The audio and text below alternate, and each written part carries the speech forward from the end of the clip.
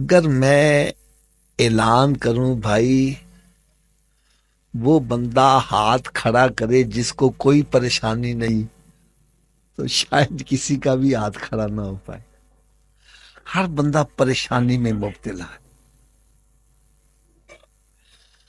اس پریشانی کو دور کرنے کے لیے، سکون کی تلاش کے لیے ہم محنت مزدوری کرتے ہیں، پھر اوور ٹائم لگاتے ہیں، پھر پارٹ ٹائم جاب بھی کرتے ہیں تاکہ میرے پاس دولت آ جائے، میرا اپنا مکان بن جائے، روٹی اچھی مل جائے، اور تن ڈھانپنے کے لیے کپڑے بھی اچھے مل جائیں. ایک بندہ صاحب مجھے کہنے لگا حافظ صاحب میرا اپنا مکان مل جائے نا مجھے سکون ہو جائے گا. ایک کہنے لگا حافظ صاحب مجھے اپنی گاڑی مل جائے نا مجھے چین آ جائے گا، سکون ہو جائے گا. ایک کہنے لگا جی میرا بینک بیلنس ہو جائے نا مجھے سکون آ جائے گا. میں کہا یار جن کے پاس یہ سب کچھ ہے کیا ان کو سکون ہے؟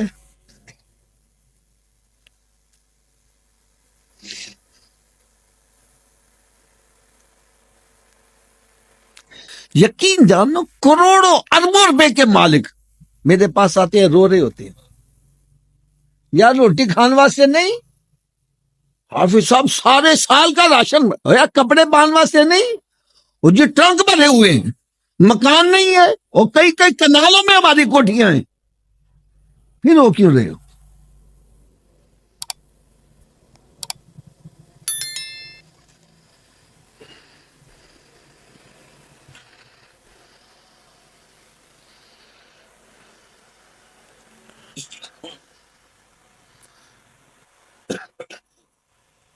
ایک سیاسی پارٹی نے نعرہ بھی لگایا تھا، مانگ رہا ہے ہر انسان روٹی کپڑا، اور لگایا تھا نا روٹی کپڑا اور مکان.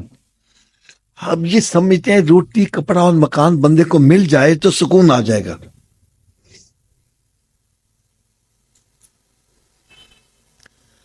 اور ہماری ساری کوشش اسی طرف لگی ہے، روٹی کپڑا اور مکان مل جائے. لو میری بات اور سنو، کئی ایسے ممالک ہیں جنہوں نے یہ تینوں چیزوں کی ذمہ داری حکومت نے اپنے ذمہ لی ہوئی ہے. روٹی کپڑا اور مکان یہ حکومت کی ذمہ داری ہے. اس کے باوجود وہاں بے سکونی اتنی کہ لوگ خودکشی کرنے کی تعداد اتنی اضافہ ہو گیا کہ حکومت کو مجبوراً سوئسائڈ سینٹر بنانے پڑے، خودکشی کے مراکز بنانے پڑے. کہ کوئی بندہ ٹرک کے نیچے آ کے مر رہا ہے تو ٹریفک بلاک ہو جاتی ہے، مینارے سے گر کے مرتا ہے ٹریفک بلاک ہو جاتی ہے. تو لہٰذا جس نے مرنا ہے یہ سوئے سینٹر میں آئے، یہاں پر زہر کی سہولت بھی میسر ہے، ٹیبلٹ کھا کے مرنا وہ بھی سہولت میسر ہے، فائر کر کے مرنا چاہتا ہے تو بھی اس کی بھی سہولت میسر ہے. یار روٹی کپڑا اور مکان حکومت کی ذمہ داری، پھر کیوں مر رہے ہیں؟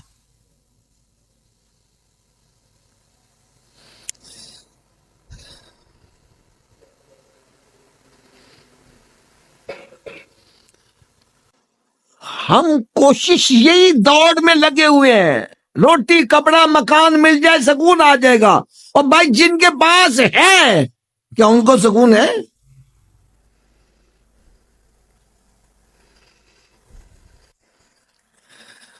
اصل میں بات یہ ہے، یہ روٹی اور کپڑا اور مکان یہ ضروریات ہیں ہمارے بدن کی. کس کی ہیں؟ ہمارے بدن کو کپڑے کی ضرورت ہے. کپڑا نہیں ہوگا تو یہ گرمی سردی کا مقابلہ، کھانا نہیں ملے گا بدن پریشان ہو جائے گا. اور دن بھر بندہ کام کاج کر کے تھکا ماندہ اس کو چین ملتا ہے اپنے گھر میں جا کر. اگر میں آپ کو پی ہوٹل میں کمرہ بھی لے دوں، آپ کو اس کمرے میں وہ چین نہیں آئے گا جو آپ کو کچی جھگی میں چین آئے. تو جس کا مکان ہی نہیں ہے. روٹی، کپڑا اور مکان، یہ تینوں ضروریات ہیں بدن کی، لیکن بدن کے اندر جو روح ہے جتنی دیر اس کو غذا نہیں دو گے چین نہیں آئے گا.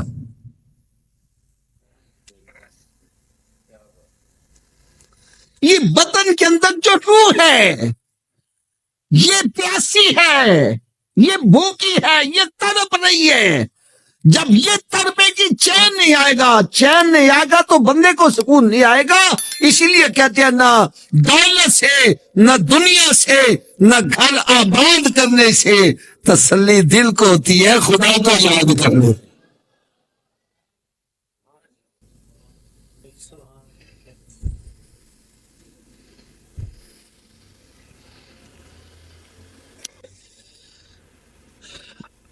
آپ حضرات اخبارات پڑھتے رہتے ہیں، بڑے بڑے کروڑ پتی، ارب پتی خودکشیاں کرتے ہیں. آئے دن اخباروں میں آیا رہتا ہے. کبھی کسی مولوی کو خودکشی کرتے دیکھا ہے؟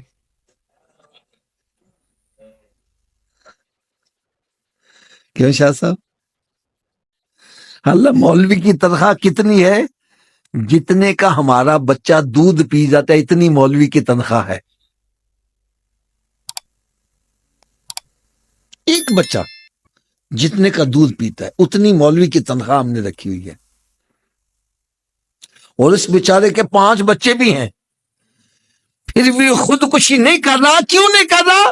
ارے بظاہر جسمانی طور پر اس کو خوراک نہیں مل رہی، لیکن قرآن پڑھتا ہے، نماز پڑھتا ہے، روح کا چین مل گیا، اس لیے خودکشی نہیں کر رہا.